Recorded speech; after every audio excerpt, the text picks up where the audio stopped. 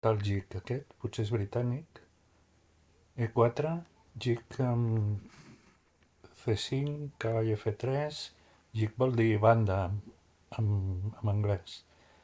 Una siciliana, cavall pren, peó pren, cavall pren. Home, un Sveshnikov. Jugo contra Carlsen. D6, probablement cavall C3, i H3, cavall H6, cavall A3, vinga, cavall F6. Ara aquí he de triar el fill G5 o cavall C4. El fill G5 és més agressiu, m'agrada més. El fil E7 i ara he d'ocupar el punt D5.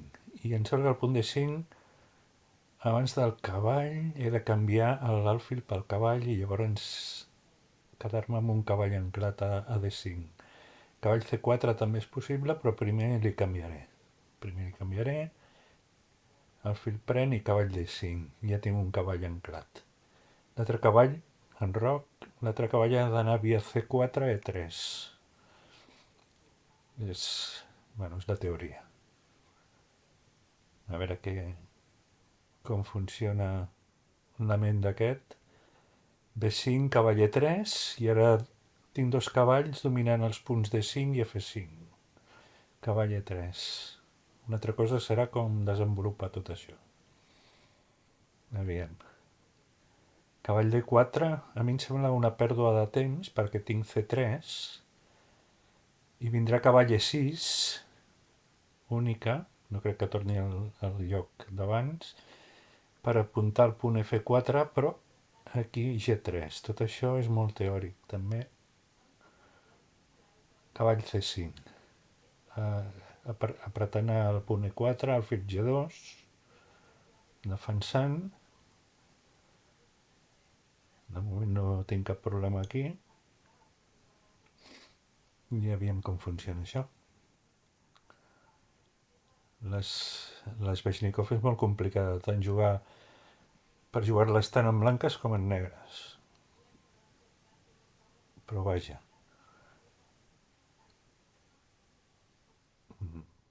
A veure com jugar negre. Una idea seria cavall A4. Sempre es toca el punt més dèbil del blanc sempre és el punt B2. Aleshores, si jugo B3, el punt C3 no està tocat encara. O sigui que li obligo a recular amb el cavall. El que passa que el punt C3 em quedarà una mica dèbil, però mentre tingui un cavall en D5 no tinc problema. O sigui que va. B3 i que marxi. Cavall C5, potser, o cavall B6. Cavall B6, cavall C5, torna, m'enroco, i ara a veure com juga. Alfil E6, una possibilitat. No ho sé. Depèn del que faci, decidirà alfil E6. Correcte. I ara he de triar. F4, trenco directament. Ocupen espai.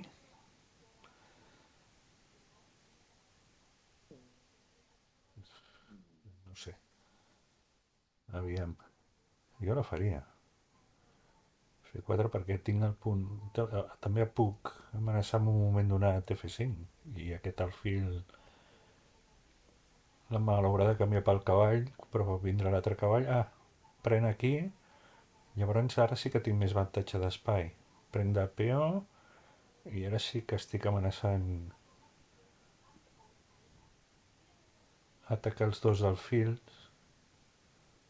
Tinc la meva dama torre 8, torre B8. Puc passar, puc atacar ja l'alfil blanc d'ell i després passar les peces cap a l'ala de rei. Aquesta és una possibilitat perquè la dama ja pot passar. Torre C1 primer. També tinc la possibilitat de jugar C4.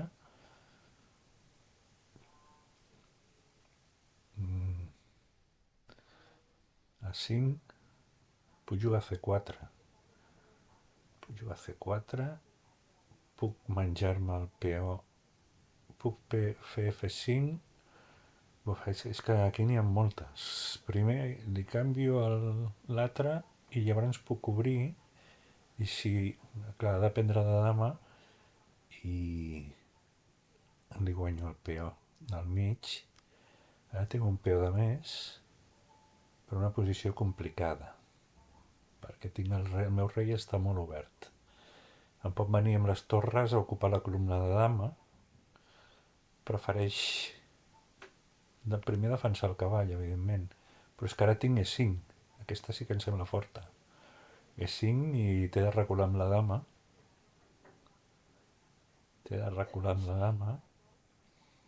No sé si es quedarà l'ala de rei o anirà a D8. No tinc ni idea.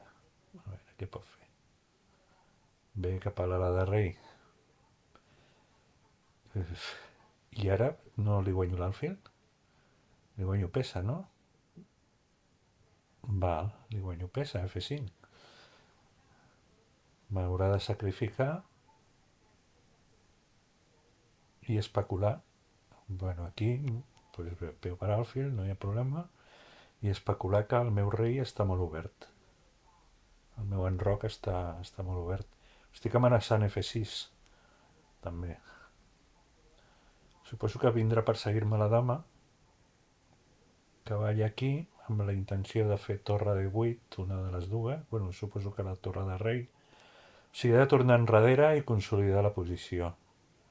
És el primer que he de fer perquè tinc una peça de més. També puc jugar F6, però F6 directament em sembla una mica precipitat. Intentarem canviar dames,